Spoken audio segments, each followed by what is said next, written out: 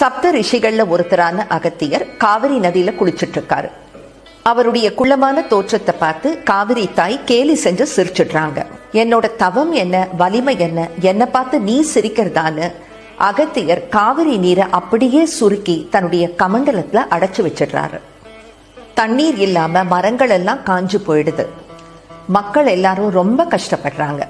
காவிரிய கமண்டலத்திலேருந்து விடுவிக்கணும்னு முடிவு பண்றாரு விநாயகர்.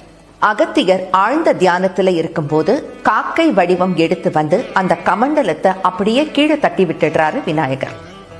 பிறகு ஒரு சிறு பிள்ளையாக மாறி வேக வேகமா ஓட ஆரம்பிக்கிறாரு. தன்னுடைய கமண்டலத்தை கவிழ்த்த பிள்ளை யாருன்னு தேடிக்கிட்டு அகஸ்தியரும் விநாயகர் பின்னாடியே ஓடுறாரு. அவங்க 2 பேரும் ஓடுற பாதையெல்லாம் காவிரி நீரும் பெரிய ஆறாக பெருக்கெடுத்து ஓட ஆரம்பிக்குது. மக்கள் எல்லாரும் ரொம்ப சந்தோஷப்படுறாங்க. அகத்தியர் கமண்டலத்தை கவிழ்த்த பிள்ளை யாருன்னு தேடிக்கிட்டு போனதாலதான் விநாயகருக்கு பிள்ளையார் அப்படிங்கிற பேர் ஏற்பட்டது.